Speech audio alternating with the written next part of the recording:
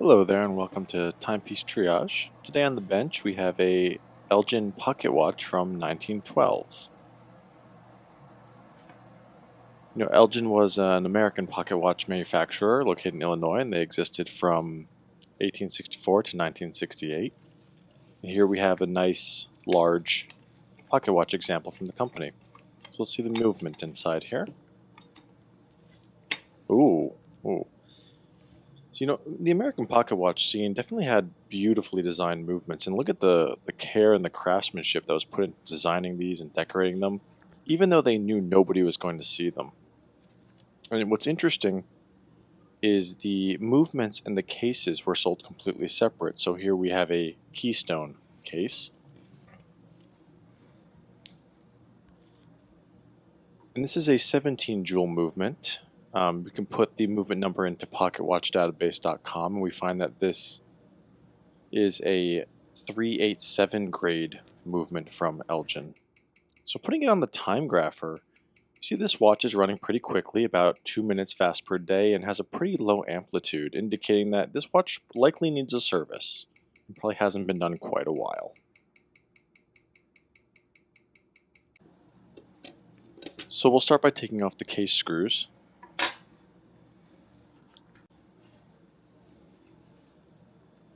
What amazes me is these pocket watches came out before computers and modern technology were around to make them, and yet they were able to obtain a great level of accuracy, often within a few seconds a day, even being at the mass manufactured level. So for this 387 movement, approximately 350,000 of these were made between 1911 and 1946, and we estimate this one's about 1912.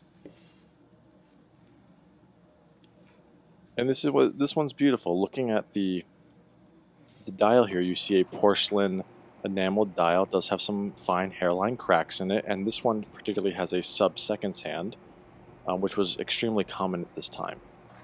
So we'll start by taking off the hands, and here I have my Presto tool, and I put down a little piece of plastic to protect the dial from the metal ends of the tool.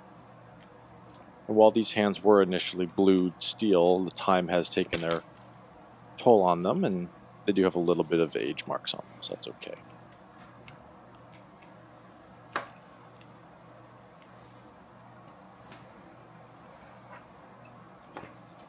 I like to put my hands in this little membrane box here. It just kind of suspends the hands in a little thin plastic membrane, as you see, to protect them from damage and from moving around while we store them during our pocket watch cleaning and servicing here today.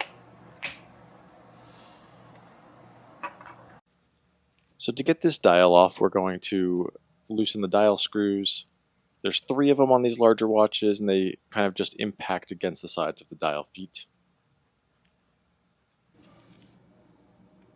And then prying off the dial here. It's a little bit stuck. Do my best. And what's interesting, about these dials is they were actually coated with this enamel on both sides, because during the firing process, if it was only one side, the dials had a tendency to warp. So we're going to go ahead and place this right in this dial holder here to keep it safe. We don't want any of those cracks becoming issues as we move forward.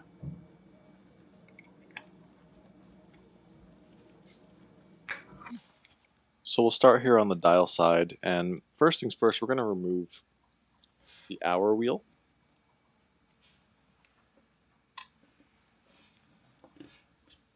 And that will reveal our cannon pinion here. Now this is important as it helps to set the hands and drive the hands during operation. Here we're removing the cannon pinion. I'll put that aside for later as well. So now we're going to flip the watch over to reveal the back of the watch, and you can see this beautifully decorated movement here. And it's called demasquining. And these watchmakers put all this effort into decorating the inside of the watch, which is never seen by most people. And as you can see here, thankfully we have a running movement, so we're simply doing a cleaning and service today. So first things first, we're going to remove the balance And it's important to do this carefully, as the hairspring, which allows the balance wheel to oscillate, is probably the most delicate part of this entire watch. That spring is smaller than a hair in thickness.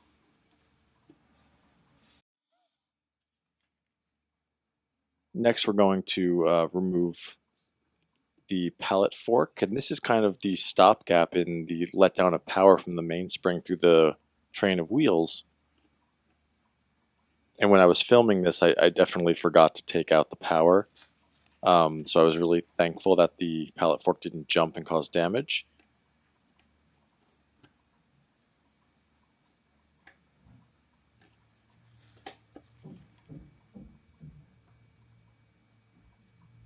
But this is part of a mechanism of the watch known as the escapement.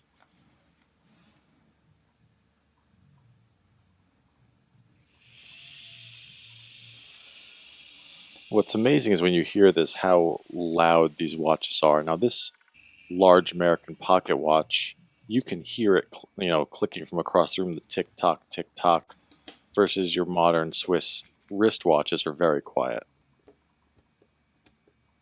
So, next we're going to take off some of the screws of the winding mechanism here. So this is the ratchet wheel. And when you wind a mechanical watch and you hear that click, click, click, that's the click, which we'll get to momentarily, ratcheting against this wheel.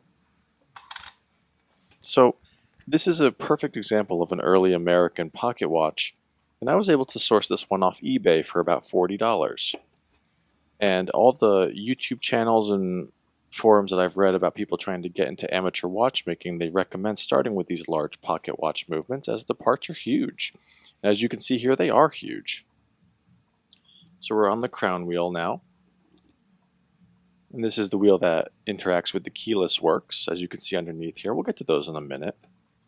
But this transfers power to the ratchet wheel to wind the mainspring, which is your battery of these mechanical watches, as they do not have a battery. That's one of the things I love about these, is they're not dependent on batteries. You wind them up every day, day and a half, 2 days. Some modern wristwatches will be able to be wound up every 80 hours or so. So we'll turn our attention now. This is the click. Again, this is what interacts with the ratchet wheel to make the clicking that you hear when you wind a mechanical watch. And thankfully, this old pocket watch here has a click spring that's screwed down to the plate, the bridge. Oftentimes these springs like to fly away. Not as bad as the yoke spring, but... So now it's time to reveal the train of wheels.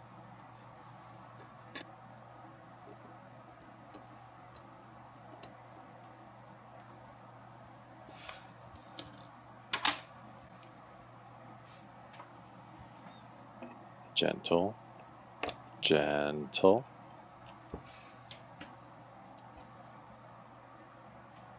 I gotta tell you, these bridges, they're heavy. You're not used to being heavy when you're working with watches, but they're quite weighted. And here we have our train of wheels here. And you can see that this wheel here has an extended pivot, and that's where the seconds hand actually connects to on the dial side, since this pocket watch was made before the seconds hand was integrated to the central post like it is on modern watches.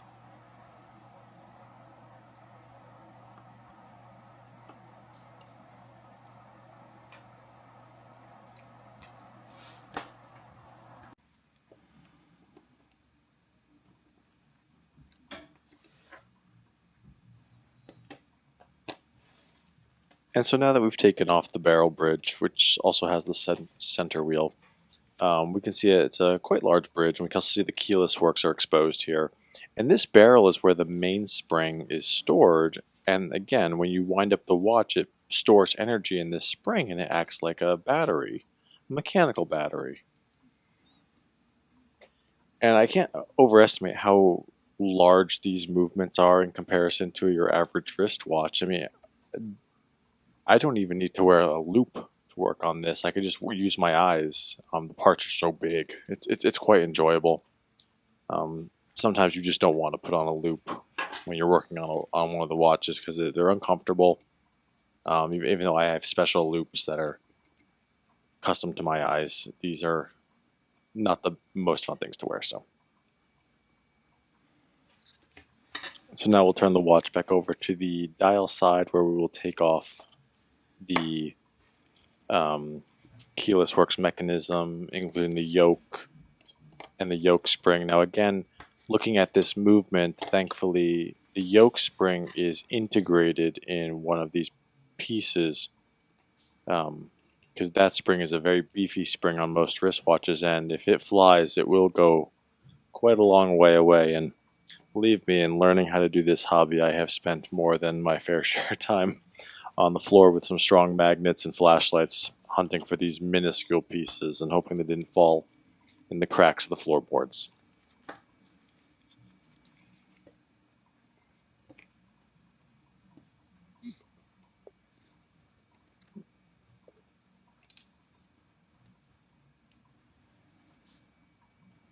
So we'll just keep these pieces off to the side, and we're almost done with our disassembly here.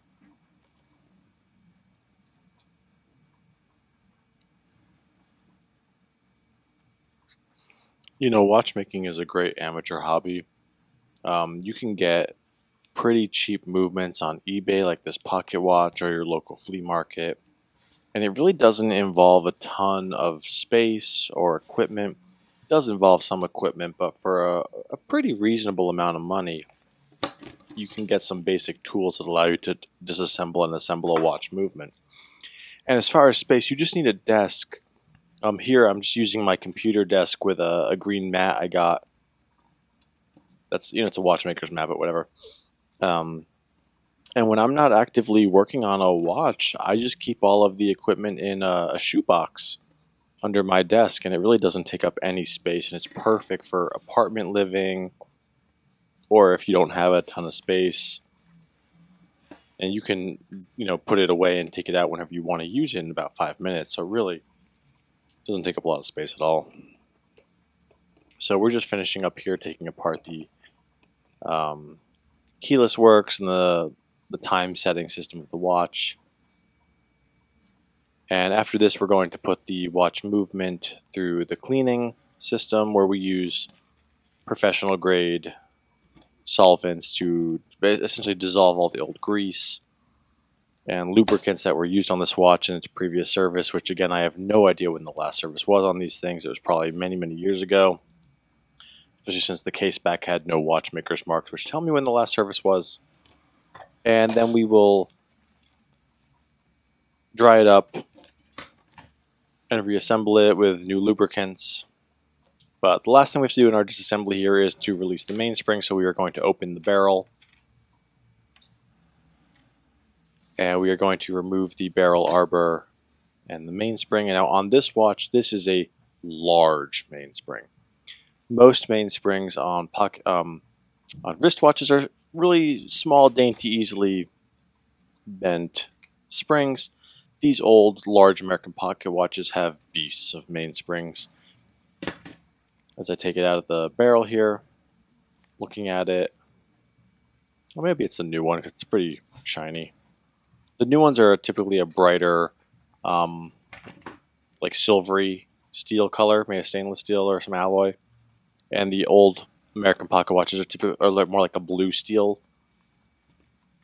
But we'll walk this out and let's see.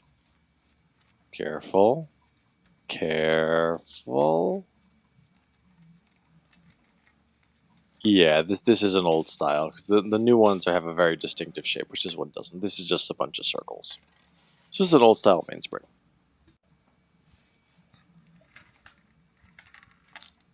And now we have all of our parts ready to go. And we will put this into the watch cleaning setup. And the next step is assembly.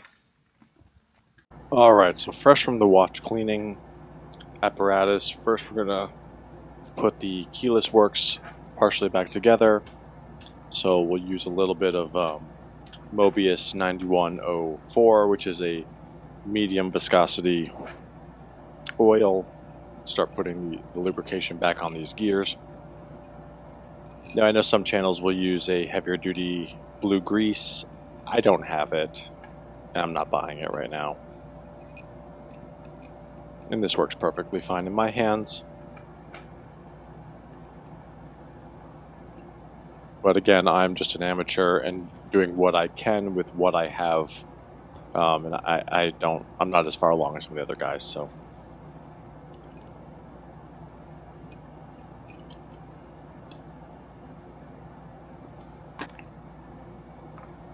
And here we're just trying to ensure that any metal to metal friction parts have a little bit of lubrication between them to let them pivot smoothly and reduce wear. You know, watch mechanisms have such fine tolerances that even small metal shavings that you might encounter from unlubricated parts can gum up the works and cause malfunction, low amplitude. So while these parts here in the keyless works are not directly related to the letdown of power from the mainspring to the escapement, it's important to make sure they're lubricated so that no parts enter into the mechanism and gunk it up. And you just want to use as little lubrication as possible. You can definitely over lubricate a lot of these parts, and then the problem is the lubrication will travel to different parts of the watch, and it causes unintended consequences of low amplitude and just trouble with that power getting down from the mainspring into the escapement. And that's essentially what amplitude is a measure of, is how well is that power flowing from the mainspring down to the balance.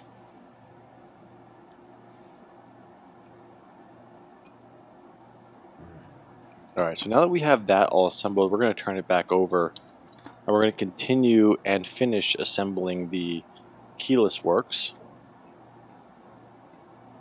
You know, the other nice thing about this hobby is that because it's so small, you really can pack this away and just work on it for a little bit at a time, right? So my schedule's super busy, and if I'm lucky if I have 30 minutes to an hour to work on these watches sometimes. You know, filming this video probably took a couple of days in total worth of time. But it's nice where if you have an hour, you can come and just work on the watch, do one part, and because it's just a hobby and you're not doing this for your profession, it doesn't matter if you take an hour to get one part done and you get nothing done. It's just for the pure enjoyment. And the idea of taking something completely apart as we do here, that's over 100 years old, cleaning the parts and putting it back together, and it's still running as great as it does, is truly an amazing thing. So finally we'll place the entire sliding clutch keyless work assembly into its slot with its proper lubrication and getting it aligned with the yoke. And this will allow us to wind the watch and to set the hands for time accuracy once we're all done. You know, again, here I'm using Mobius 9108 versus some of the thicker synthetic lubricants. And now all of the lubricants that we're using today are synthetic, which is great because when you look back at the watchmakers' manuals from when these watches came out, they were using all sorts of things. Basically whatever they could find that had lubricating properties. So we're going to start by lubricating up the center wheel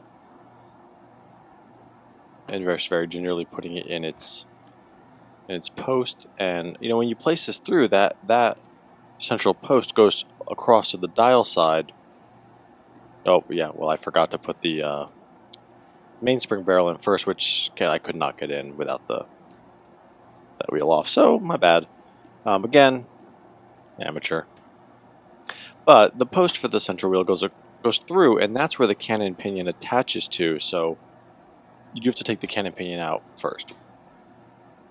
We're going to get the main spring bridge in place, and you just want to put a gentle bit of pressure. Here I'm just using my fingers, and what I'm doing is I'm feeling for the rocking of the plate. So with just the most gentle pressure, that plate should sit perfectly flush. There should be no movement at all, and when you apply even the smallest bit of movement to the mainspring, you should see that center wheel just easily rotate. And that's the key. You aren't forcing anything in assembling these watches. Too much pressure, you're going to break the pivots. So as we start to assemble the train of wheels, again, we're going to place all of their bottom pivots in first.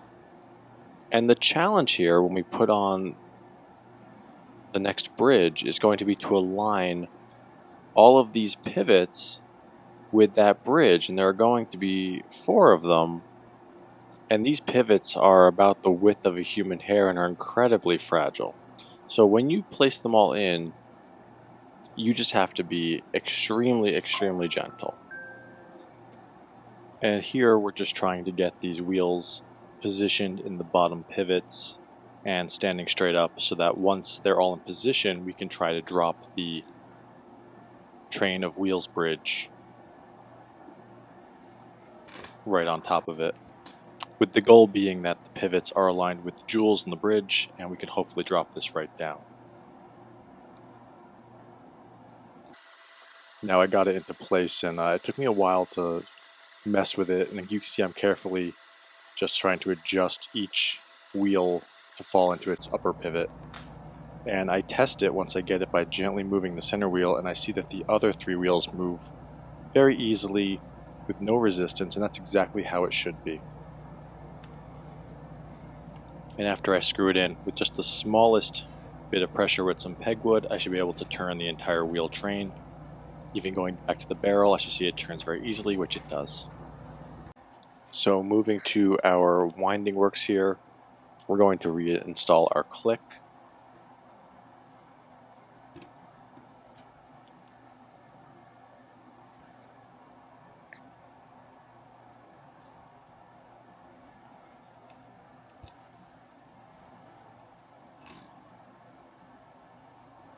And you can see that the click is engaged, and again we're just going to add a little bit of lubrication. And then finally we're going to add our crown wheel back in. And the crown wheel of this watch is into 2 pieces, and you have to be careful. Some of these movements, the crown wheel has a right hand or a reverse threaded screw. And if you screw it the wrong way, these screws being so small, you will shear the screw head clean off. A little more bit of lubrication. And we're going to put on the ratchet wheel. And you can see the ratchet wheel has a square central opening that matches up with the mainspring arbor and allows it to connect and to transfer the power of winding the stem directly into the main spring. As you can see, as you screw it down, it does transmit a little bit of power. So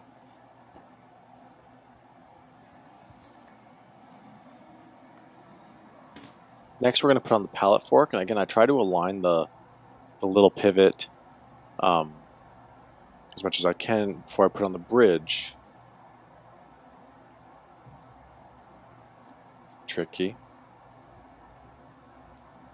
And I'm trying to hold this with just the smallest bit of pressure, otherwise you can bend all these parts very easily.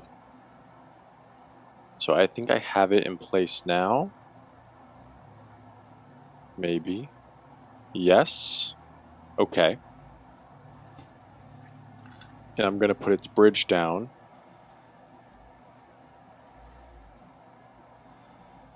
Careful. Okay. Yes. I think I got it here. It seems to be oscillating cleanly, so what you do is you screw it in and you put a little bit of power through it. You make sure that it's going back and forth. So now we're going to put on the balance complete. And perfect. So you give that little jiggle. That shows you that the pivots are within the jewels.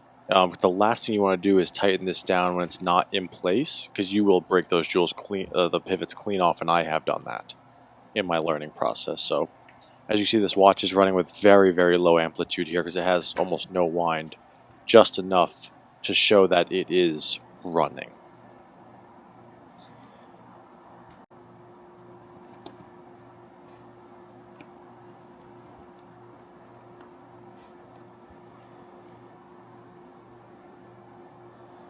So we're going to go and complete the other side by putting the cannon pinion back on. And this is just friction fit. So you're just going to pop this down into place after you lubricate the center wheel post a little bit.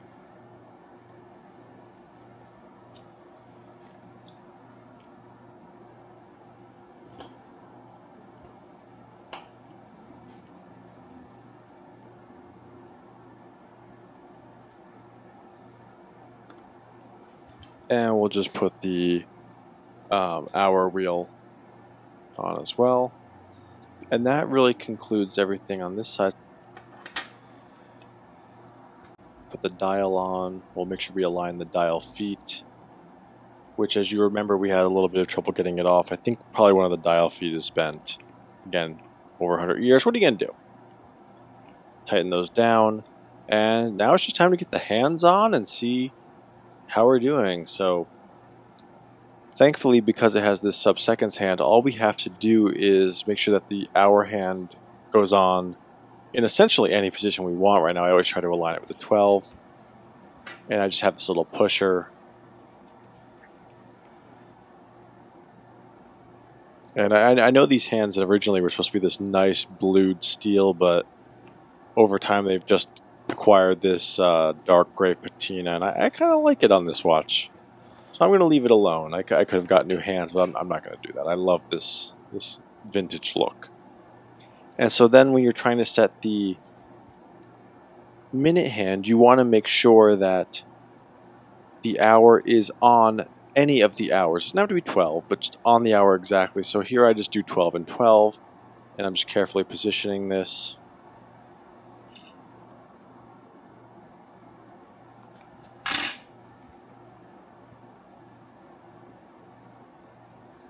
Making sure I line it up nicely.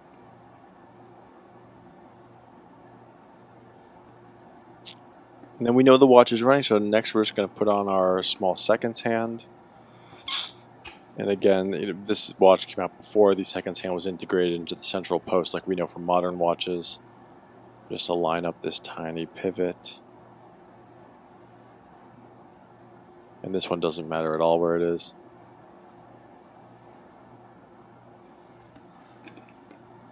I give it a little shake to start the movement, and we can see that it is running. Okay, great. Great. Now we know it doesn't have a full wind, so we know it's not going to be anything perfect just yet. But let's get that case back together, and we have it out of the ultrasonic cleaner. And again, these are front load, so we have to align the winding stem with the keyless works. It's a little bit tricky. You see it's started to engage, and we get that in. Okay, perfect.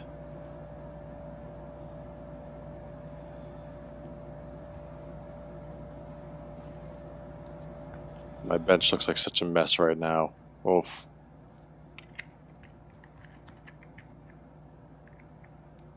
And we'll put on the crystal. And they just simply screw on. And right now we have the crown and the winding stem into our setting position. So we'll put it back down once we're ready. Okay, perfect. We're going to wind it up and see how this baby runs. Give it a nice full wind. So after you've serviced a watch, you definitely want to give it a full wind. And you actually want to let the watch run for a little while to let all that fresh lubrication work its way into all the pivots and gear teeth to make sure the watch is maximally lubricated before you start doing measurements. But we can see here we have a very nice appearing amplitude. So the last thing here to do is just put the back on the watch, seal it back up. And we are done servicing this Elgin.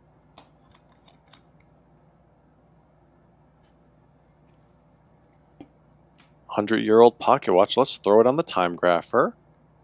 Let's see how it's running. And after some regulation, which I did off screen, we see that this watch is accurate to about 5 or so seconds a day. Its amplitude is greatly increased, and adjusting the beat error is beyond my ability right now, so I'm not even going to touch it. And again, at my level as an amateur, I'm very happy with how this watch is going. So again, thank you for joining me, and this has been a Elgin 16S pocket watch cleaning and maintenance, and I appreciate you spending some time with me, and have a good one.